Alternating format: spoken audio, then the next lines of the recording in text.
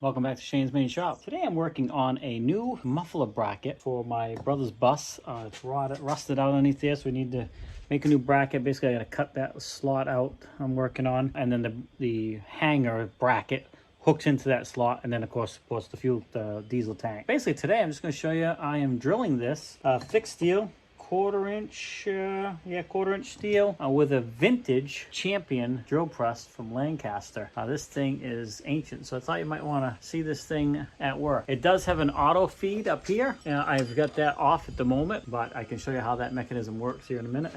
But it's a pretty impressive little drill, or big drill actually. The key to drilling through metal like this, starting out with smaller hole first, and slow drill speed, steady pressure with oil. And you'll see, you don't want to heat your blade up. Just take your time and work. I got two holes drilled through. These holes here were already here.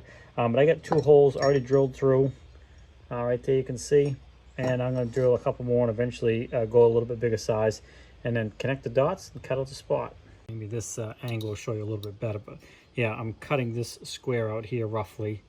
And the bracket goes in, turns sideways, then catches and hangs, and then goes underneath the fuel tank. I got to get 4 corners drilled out. Then I'm going to drill them a little bit bigger.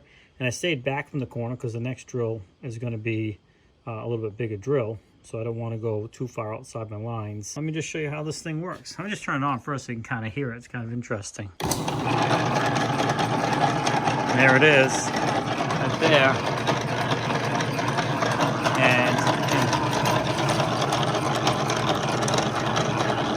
So if it's self-feeding, this will be on top like this, and you can see it just slowly cranks it.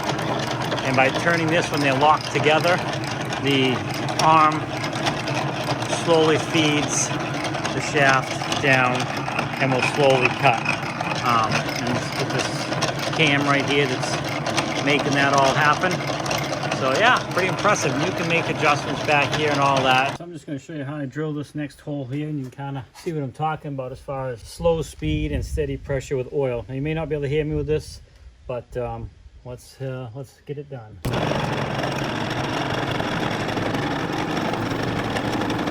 If it starts to dry up, you definitely just want to add oil. Oil's cheap and it saves your bits.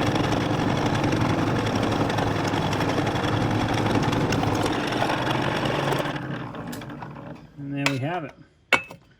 So I got another hole to drill. Maybe I'll do that one in slow motion or high speed. And never wipe this away with your hands. Use a rag, a brush, and what I do is I just take it right over to the trash and wipe it off with a rag, because these things are sharp.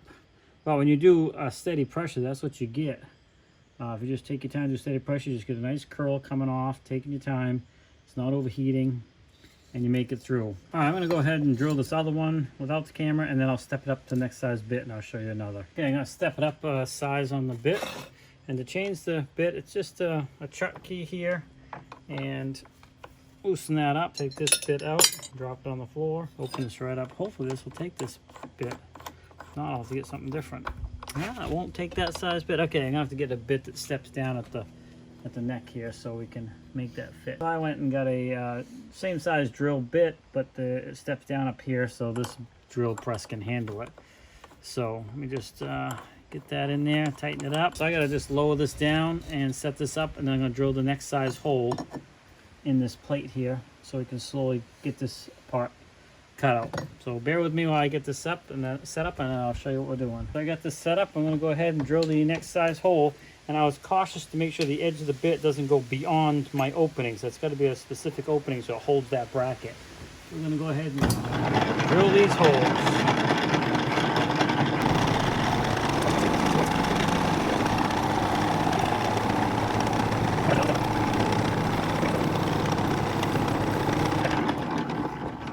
That bit is actually pretty warped, but we're able to use it. It's pretty sharp too, so I'll show you that hole real quick here. And again, don't wipe that off with your hands.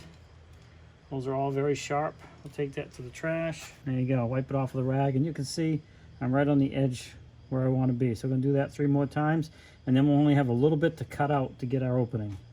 Anyway, I guess I just wanted to show you this vintage Champion drill press. It's an oldie, but it works fantastic. Any questions, leave them in the comment section. I'd be happy to answer them for you.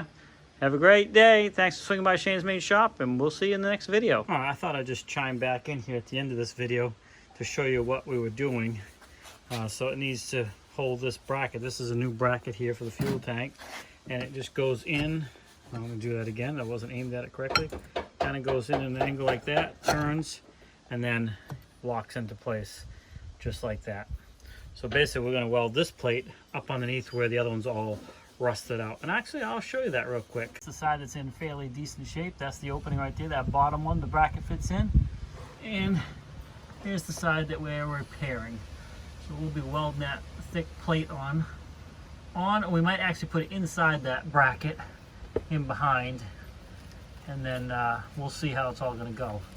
But that's what we're repairing, is that piece right there. And of course we got to cut out all that rust. We're going to square that hole all up, clean it all up, and go from there. But anyways, yeah, this was pretty much just about the drill press, but that's what we're making.